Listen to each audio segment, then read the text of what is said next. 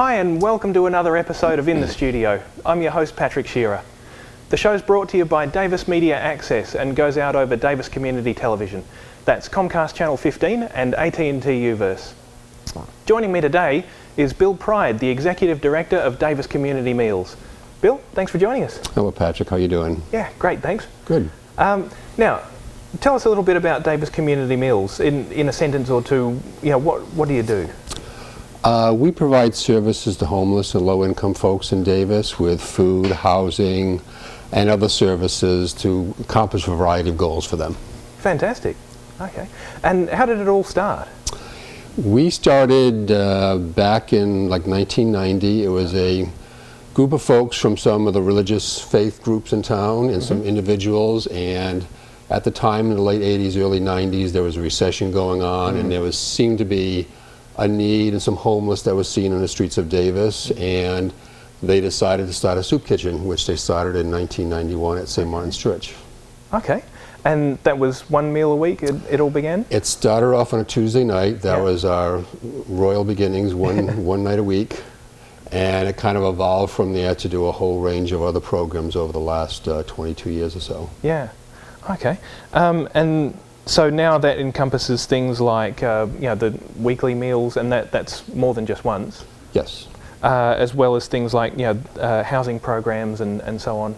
Yeah, we do.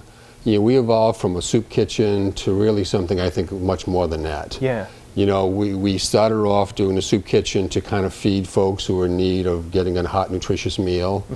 And we evolved to help them with a whole range of other activities. And many of those activities are to not only give them that immediate need for food, some clothing, a place to take a shower, but also a way to kind of solve that situation they're in. Yeah. To help them stay housed. And that's a big thing of what we do, is help folks who are low income in town, who run into a variety of circumstances, and because of that they're at danger of losing their housing. So we're helping them find rent, we're helping them pay the utilities, we're finding them food, we're finding them clothing, things for the children to go to school with. Great. And so it's a whole range of services to solve a whole variety of needs. Yeah. So who's involved? Like, how many people are in the organisation? Well, we've got a board of directors right now. We have 11 members on our board of directors. I've been the executive director for almost 12 years now. I've been a volunteer about 8 or 9 years before that. Yeah. And we have 14 employees.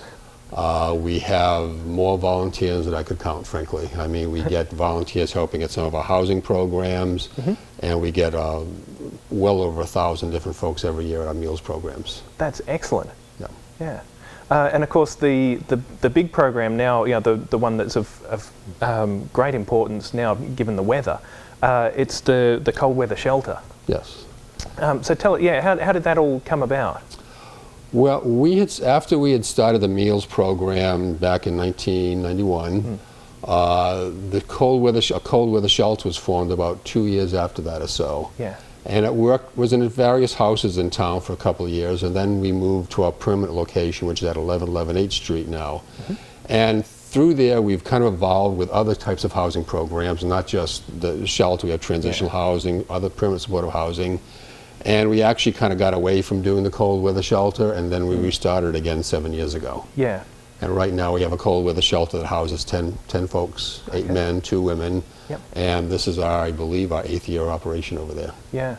And that's just for a set period of time, isn't it? Yes. It's only generally you run it from somewhere in mid-November through March 31st each year. So. Yeah. But it's really important though, isn't it? Because being out on the street is one thing, but the temperatures really do get down close to freezing. We generally have half dozen to a dozen nights where it hits freezing or maybe a little bit below that. I mean, growing up on the East Coast, this is balmy spring weather to me, frankly. But, for folks not acclimated to that really cold weather, getting down to low 30s, especially if it's foggy, if it's raining, other types of things, certainly makes it very cold to be out on the outside. Yeah. And it makes a big difference to be able to get out of the cold, and especially, like you say, when it's foggy and damp, to be able to get out of there, and have a warm, dry place to stay. Oh yes, and I think there's, the biggest concern I think for most folks is that somehow they become sick or ill. Yeah. Many of the folks we deal with have been outside for sometimes many years, and they may have some kind of disease, diabetes, hypertension, a whole range of types of issues they may have. And certainly even just getting a cold and pneumonia can suddenly become life-threatening if they're not taking care of themselves. Yeah.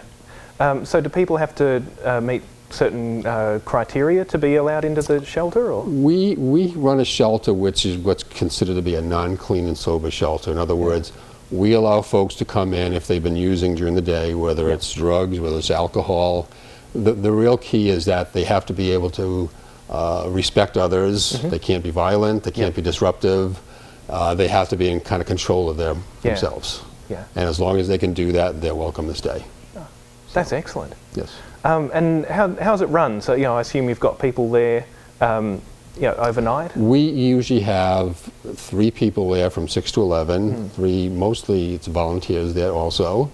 Yeah. And then we generally have 2 folks who stay from 11 to 8 the following morning. Yeah. And most folks have to be in by 6 o'clock. They have to leave by 7:30 in the morning. Yep. So. And do you find sometimes that demand outstrips supply? Many times it does. Yeah. I don't think I've seen that too much this year. In past years, we've had a lot of nights where we had much more demand than we had the supply of beds. We have not seen as much this year, and I think some of it may have to do with the improving economy. Okay. Yeah. So. And it must be a bit difficult to predict, how many beds you need to provide, how many meals, things like that. Most of it is. If you're talking strictly what we do at St. Martin's with the meals, I mean, that's our attendance varies greatly. Yeah. I mean, we have weeks where we got 35, 40. We have other weeks we have 75, 80, 85 folks. Yeah. So it really varies greatly, and there's really no predictor about what the need's going to be and how many folks are going to be there. Yeah. So it takes a bunch of talented cooks to kind of have some sense of what's going to be needed and how much to make, and hopefully it's enough to feed do a quick everybody that estimate. comes to the door. Yeah. We don't usually even see by the time we actually see folks there, the meal's usually done. Oh. I mean, you can't wait until they're actually in the door to figure out, well, I got to cook this much now, because usually it takes a lot of preparation to do all that stuff. Yeah. So usually it's all done. It's just kind of guesstimating, I think, how many folks are going to be there. And once in a while we have to vary maybe quantity or something like that to make sure we have enough to feed everybody. Yep. And with the cold weather shelter now, does that kind of go hand in hand with the meals program as well? Are people fed when they get there, or is it? Usually, if they're in the cold weather shelter, we have a setup with a lot of local churches and social organizations, and a lot of individuals in town who make food and bring the food every night for the guests at the cold weather shelter. Okay. So it's quite a lot of community involvement in doing that, not only with the volunteers who are there helping the folks directly on site, with folks who make food and bring it in and feed everybody there. Yeah, so it's just sort of, it really does get them out of a tight spot when things are really cold. Oh yes. Yeah. And now in terms of the people that are there, do you find, do you have regulars, or do people kind of use it as a bit of a temporary halfway house and then either move on, or? Most of the folks who stay at the cold weather shelter have generally been homeless for lengthy periods of time. It's hard to say with any circumstance how much each person's been. Yeah. But many of the folks we've dealt with have been homeless 2 or more years. Okay. 3 or more. Yep. A lot of them.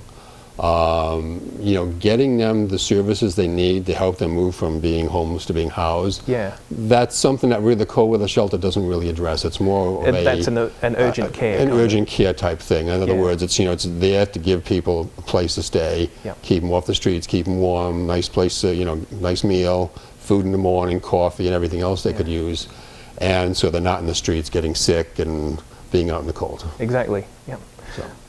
So how does the cold weather shelter integrate with the other programs that you've got?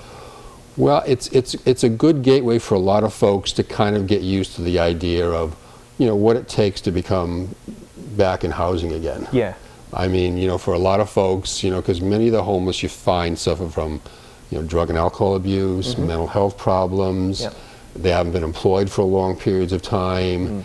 There's a lot of different issues that have to be dealt with to get them to move from being homeless to being housed. Yeah. And the cold weather shelter kind of acclimates them to being inside again. Yep.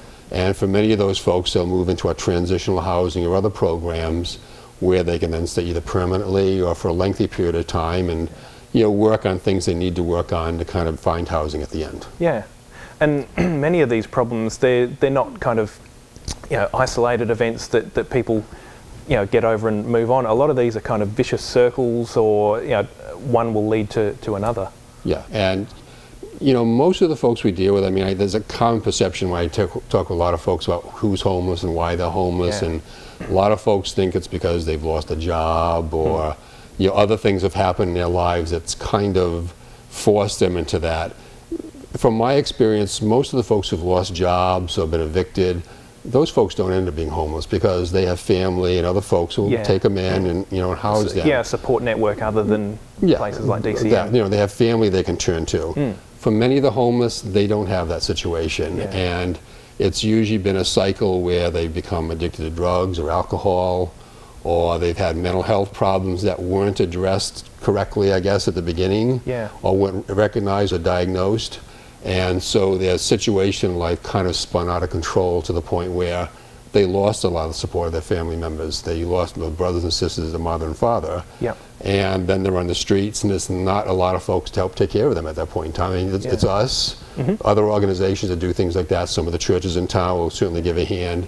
But by the time they get to the point where they're coming to see us, homelessness has probably been pretty deeply ingrained in them in a lot of different ways. And so then moving them back from there to being housed again, and maybe working again or getting some income, and then finding housing, it's a pretty big job, frankly. I mean, it takes a lot of effort on their part.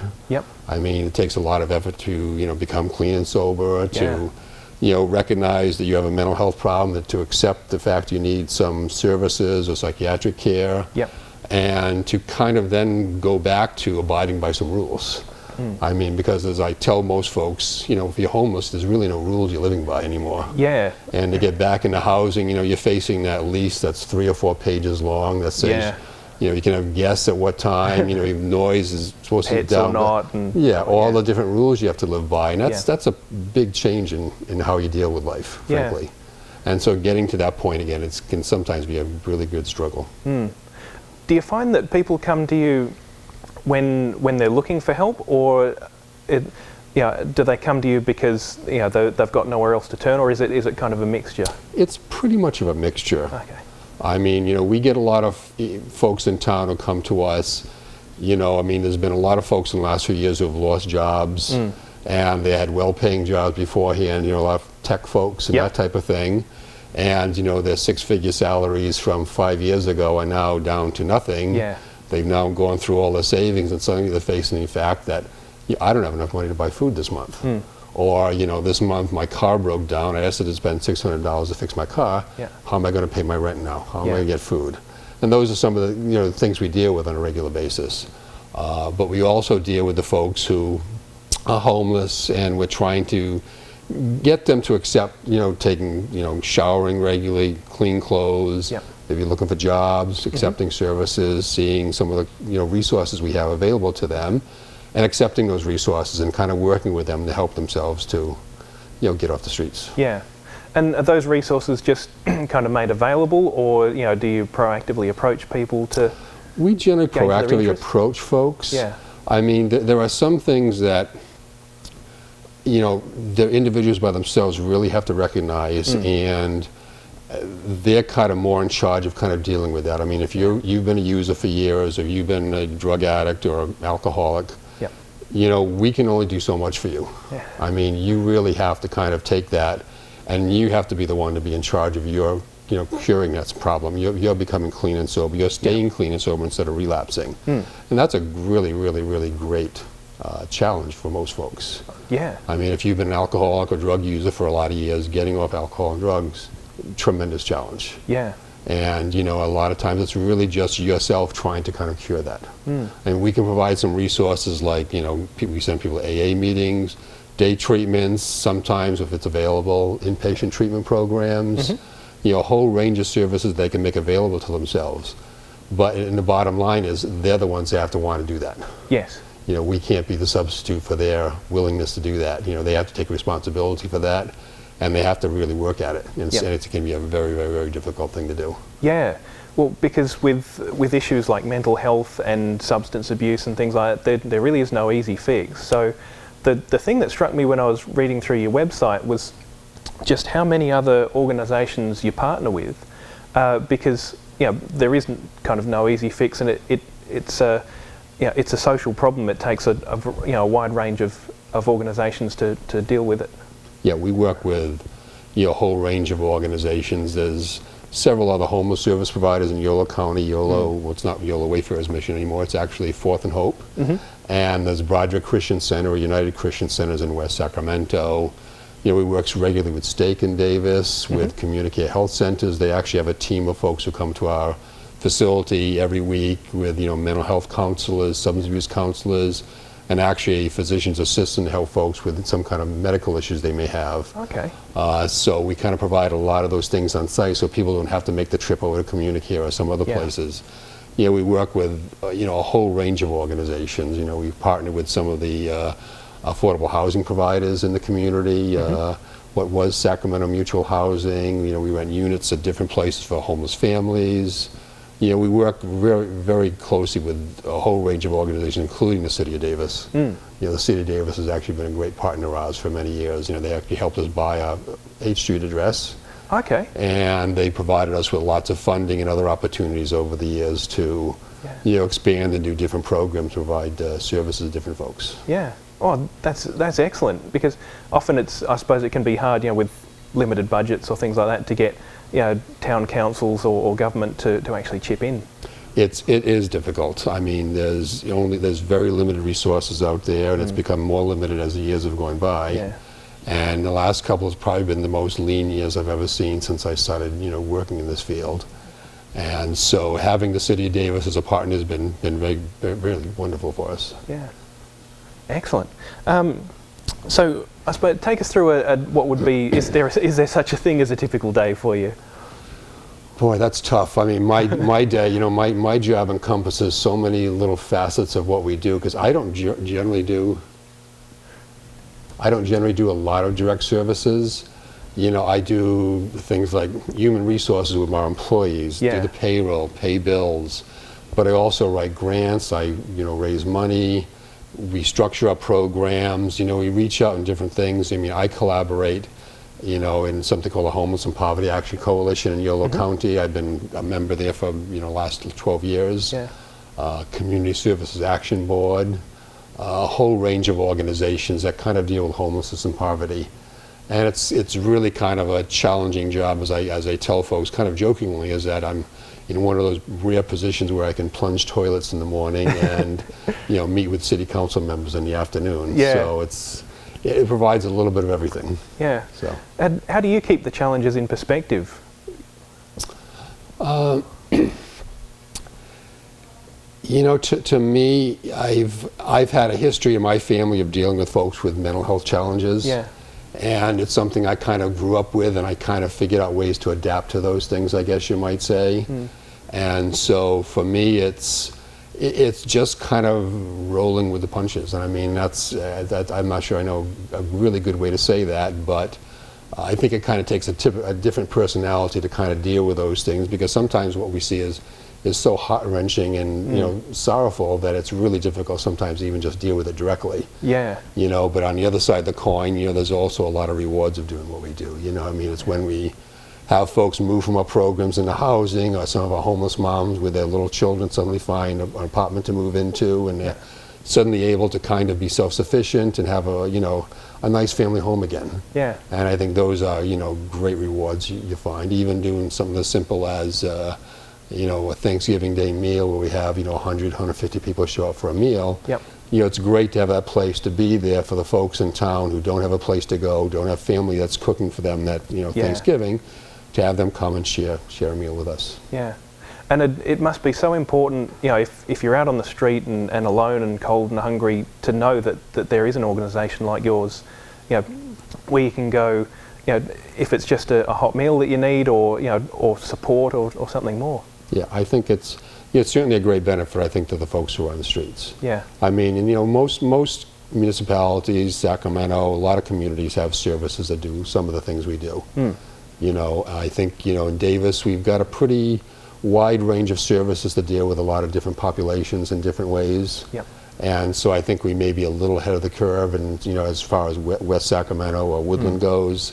But we have a range of services in town that I think work well for most folks, and hopefully help a lot of folks, meet their needs and become housed again. Yeah. Is it difficult to keep track of people, as they come through? I suppose it would be fantastic to know, how many people that came through the housing program end up, being able to, to rent a place and maintain and things like that. But is it difficult to? No, we actually, I mean, that's really one of the challenges of my job, is that, most of the funding we get to run these programs requires us to give all that kind of data back to them. We housed 40 people last year in this program, and 20, 25 of them became housed at the end of their term with us, or something along that line. I mean, so I've become a real Excel database expert, and expert in a lot of other databases. So it's a challenge to kind of keep kind of a handle on all that stuff. I think the real challenge has been for our programs the last few years is that as the economy downturned, there was more folks coming to us for help. I mean, I think right now, since 4 or 5 years ago, we're probably serving about 150, 175% of what we were just a few years ago, almost doubling what we were doing. And I think the other challenge has been not only has been that problem, but also as the economy downturned and other communities regionally kind of cut back on their services, that meant more folks in their communities who were homeless suddenly didn't have resources to help them. And so we're seeing the population in Davis kind of change much more regularly than it used to. We used to have a core population we dealt with, and there'd be some folks move in and out of town on a kind of frequent basis. But the last few years it's been much more challenging because it's been much more frequent, and sometimes they bring problems that are a little bit more severe than what we might have seen in the past. And I suppose it's a challenge for the organisation too. It's a double-edged sword. When the economy goes down, there's increased demand for your services, but there's less resources that you've got to meet that demand. That's really the real conundrum we always face, and it's not the first time it's happened. I mean, when the economy goes down, our donations kind of go down. The people able to donate to us don't have the money they had before. And so we see less money coming in, but yet as that happens, we're suddenly seeing a lot more folks come to us with needs. And as a general rule, it's not as difficult as it sounds to kind of meet that need, but it certainly creates challenges. I mean, we've got a small 8th Street, people come in, let people take showers, let's say. And it's a small, shower stall, and 20 people a day is one thing, but 40 is another thing. Suddenly things like maintenance, repair, and cleanliness become a much more pressing challenge. So we can meet the 40 needs, but the facility itself has got issues about age and usage and how much use you can put into it before you have maintenance you have to take care of. And then it's away from the Excel spreadsheets and back to the plunger. That's it. That's exactly it. So. Now, of course, I suppose you're always looking for volunteers, aren't you? Yes. Yeah. And how can people get involved? They can call our volunteer coordinator, or they can check out our website. And that's daviscommunitymeals.org, isn't it? Yes. And they can call Harmony, who's our volunteer coordinator, and she's at 530-220-4089. Cool. So. Now, one thing I noticed, it's not just volunteering by showing up to the for the weekly meals or things like that. People can volunteer their services for maintenance and things like that, can't they? Of course. I mean, if there's somebody out there that wants to come in and plunge toilets instead of me, I'd be very happy to have that person show up. It sometimes means they have to be available mornings, afternoons, weekends, but that's we have right now I think about 13 or 14 different facilities that are we have use of all the time. And so it depends, every once in a while one of them goes out on the weekend, and you have to be there on the weekend and do something there, because you have to have people come in that might be able to use the facility. Absolutely. So that can occur. We have needs for drivers to pick up stuff, a whole range of other needs, and Harmony usually knows exactly what we need and how to fit folks into the program. Because that's often a big challenge, for potential volunteers, is thinking, I don't have a huge amount of time or things like that. But there's a whole range of things people can do that, like you say, it might just be driving to go and pick up some supplies here and there, and that can fit in quite easily to a range of schedules. It all depends what they're comfortable on too. Exactly. I mean, I've found over the years that some folks who are comfortable working at a meals program aren't so comfortable with some of other programs when they have really direct contact with the folks we serve. Because then you might have to ask some personal questions, get into a lot of personal issues, and that's not the comfort zone they're ready for. Other folks love that. I mean, we have other volunteers who think they wouldn't work at the soup kitchen because it's not personal enough for them. Yeah. So there's a variety of things we can provide to folks to hopefully fit them into something they're comfortable with. Excellent. And the other thing I noticed too is, as far as donations go, it doesn't have to be monetary, does it? You've got a whole list of, like a wish list of things that you need. Yeah, we do. We regularly run through things like blankets, towels, sheets, winter clothing like sweaters, blankets, jackets, mittens, a whole range of things that we provide to folks on a constant basis. Yeah. Because every once in a while, somebody somewhere, they lose whatever they had. Something they need, a tent, sleeping bags, tarps, other types of things like that. And of course, if it's raining out and things, we sometimes get folks pretty much with not much on their even backs. So it's trying to give them clothing. And a lot of times we work with some of our partners, Stake, all things right and relevant, where they can go get some clothing and that type of thing to help themselves. But often it means just giving them a jacket or an umbrella. I mean, just something as simple as an umbrella is a big thing. That way they don't get soaking wet every day. Yeah. So. Well, then it's absolutely fantastic, all the work you're doing, and thanks so much for coming along. Thank you. Yeah. Thanks for having me. So, we're pretty much out of time though. Okay. So thanks very much for watching. Now, you can go to davismedia.org if you want to watch this show again, or we'll also have a link on our website to Davis Community Meals. While you're there, you can check out previous episodes or find out about the many programs we offer too. That's all we've got time for tonight. I'd also like to thank Lynn, Rowan, Glenn and Lijuan for crewing the show. I'm your host, Patrick Shearer. Thanks for watching.